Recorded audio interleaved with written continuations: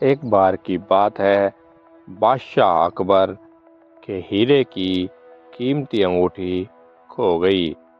उन्होंने उसे काफ़ी तलाशा, लेकिन वह नहीं मिली। जब वह नहीं मिली तो उन्होंने परेशान होकर उसका जिक्र बीरबल से किया। तो बीरबल ने पूछा, हुजूर, क्या आपको याद है कि आपने वह अंगूठी कहाँ उतारी थी? कुछ देर सोचने के बाद अकबर ने जवाब दिया, नहाने जाने के पहले मैंने वह अंगूठी उतार कर पलंग के पास रखे संदूक में रख दी थी। नहा कर आने के बाद मैंने देखा कि अंगूठी गायब है। हुजूर, तब तो हमें संदूक सहित पूरे कमरे की अच्छी तरह तलाशी लेनी चाहिए। अंगूठी यहीं कहीं होगी, लेकिन वह यहाँ नहीं है। मैंने सेवकों से कहकर संदूक तो क्या, कमरे के हर कोने को तलाशा, पर अंगूठी कहीं भी नहीं मिली। तब तो आपकी अंगूठी गुमी नहीं है हुजूर, चोरी हुई है, और चोर आपके सेवकों में से ही कोई है। आप इस कमरे की साफ सफाई करने वाले सेवकों को बुलवाइए। अकबर ने सभी साफ सफाई करने वाले सेवकों को बुलवा लिया। वे कुल 6 लोग थे। बीरबल ने उनसे अंगूठी के बारे में पूछा तो सब ने मना कर दिया। तब बीरबल बोला, लगता है कि अंगूठी चोरी हो गई है। बादशाह सलामत ने अंगूठी संदूक में रखी थी, इसलिए वह संदूक ही बताएगा कि चोर कौन है। यह कहकर बीरबल संदूक के पास गया और कान लगाकर कुछ सुनने की कोशिश करने लगा। फिर सेवकों को संबोधित कर बोला, संदूक ने मुझे सब कुछ बता दिया है। अब चोर का बचना नामुमकिन है। जो चोर है उसकी दाढ़ी में तिनका है। यह सुनना था कि 6 सेवकों में से एक ने नज़र बचाते हुए अपनी दाढ़ी पर हाथ फिराया। बीरबल की नज़र ने उसे ऐसा करते देख लिया। उसने फौरन उस सेवक को गिरफ्तार करने का आदेश दे दिया। कड़ाई से पूछताछ करने पर उस सेवक ने सच उगलकर अपना दोष स्वीकार किया। बादशाह को बीरबल की अक्लमंदी के कारण उनकी प्यारी अंगूठी मिल गई और बादशाह अकबर ने बीरबल को इनाम दिया और चोर को सजा दी। बीरबल, शिकार और दहेज। कहानी नंबर 2। बादशाह अकबर को शिकार का बहुत शौक था। जब भी मन करता वह शिकार पर निकल जाते और कई जानवरों का शिकार कर अपना शौक पूरा किया करते थे। बीरबल को अकबर द्वारा निर्दोष प्राणियों की इस तरह जान लेना अच्छा नहीं लगता था, लेकिन सेवक होने के नाते वह सीधे सीधे अकबर को कुछ नहीं कह पाता। एक दिन अकबर जब शिकार पर निकला तो बीरबल को अपने साथ ले गया। बीरबल अफसर की तलाश में था कि किसी तरह अपनी बात बादशाह के सामने रख सके। अपने अपने घोड़ों पर बैठे जब वे जंगल पहुँचे तो वहाँ एक पेड़ पर उन्होंने 2 उल्लू दिखाई पड़े, तो जोर जोर से चिल्लाकर आपस में लड़ रहे थे। यह देखकर अकबर को हैरानी और जिज्ञासा दोनों हुई। उन्होंने बीरबल से पूछा, बीरबल, ये उल्लू क्या बात कर रहे हैं? क्यों इतनी जोर जोर से लड़ रहे हैं?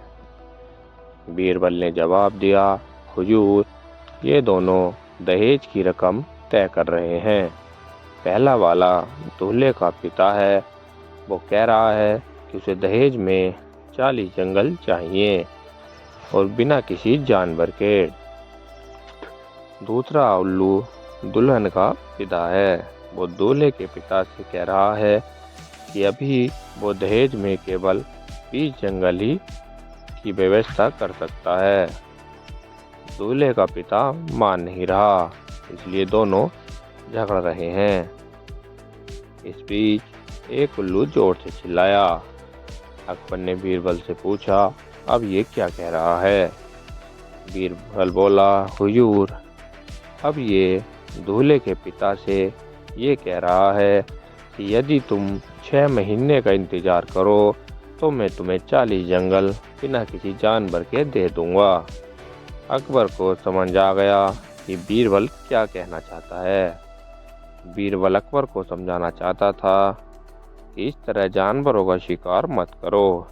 अगर यूं ही जानवर मारे जाते रहे तो जंगलों में जानवर बचेंगे ही नहीं। उसके बाद अकबर ने जानवरों का शिकार करना बंद कर दिया। कहानी नंबर 3, सबसे बड़ा कौन? बादशाह अकबर को अपना शाही बाग बेहद पसंद था। अपने खाली समय में वे अक्सर वहाँ सैर पर जाया करते थे।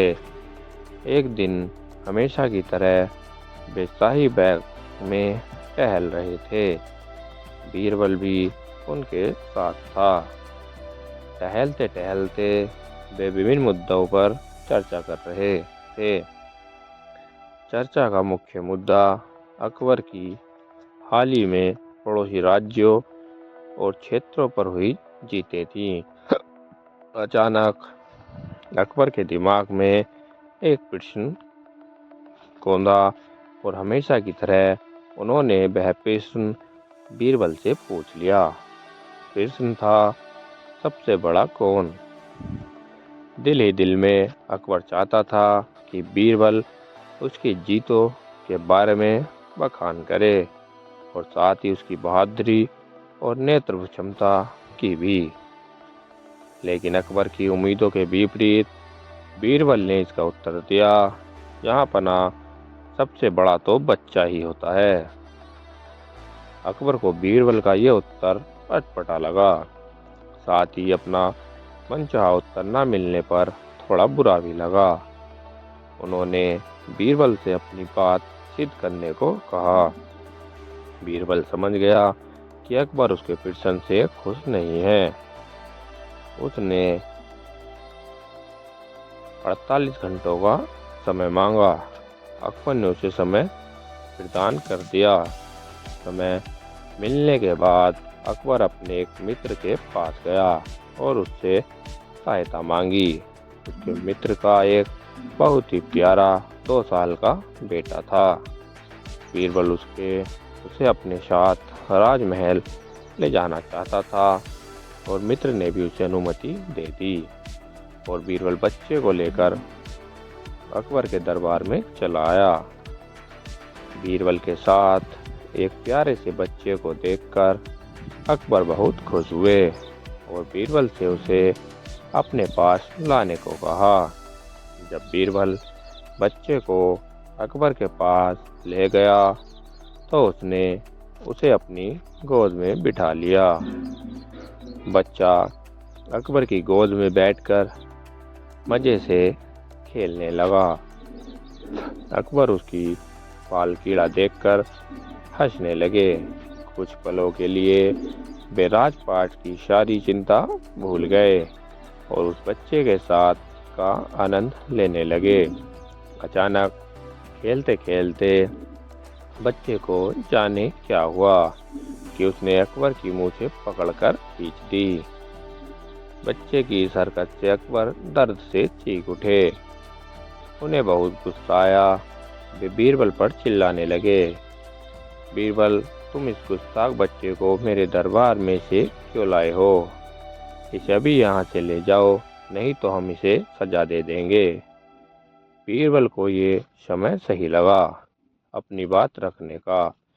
वह बोला, जहाँ पना मैं ये बच्चा अपनी बात सिद्ध करने के उद्देश्य से लाया था। आप मेरी बात समझे या नहीं? इस समय ये बच्चा आपसे भी बड़ा है। यदि ऐसा नहीं होता तो इसमें इतनी हिम्मत ही नहीं होती कि ये आपकी मूंछ खींच सके। इसकी जगह कोई और होता तो उसकी आपको तकलीफ पहुंचाने की ज़रूरत ही नहीं होती, और यदि वह ऐसा कर लेता तो जिंदा नहीं बचता। अकबर बीरबल का उत्तर सुनकर हैरान रह गए। बीरबल बिल्कुल सही था। वह बच्चा उन्हें तकलीफ पहुंचाने की हिमाकत कर भी जीवित था और मुस्कुरा रहा था। बीरबल ने बहुत ही चतुराई से अपनी बात सिद्ध कर दी थी। बीरबल की यह बात सुनकर अकबर का गुस्सा शांत हो गया। उन्होंने बच्चे को गले से लगा लिया और बिल्कुल ही बीरबल की बहुत प्रशंसा की। दोस्तों, अगर आपको यह कहानी अच्छी लगी हो तो वीडियो को लाइक कर दें और हमारे चैनल को सब्सक्राइब कर दें।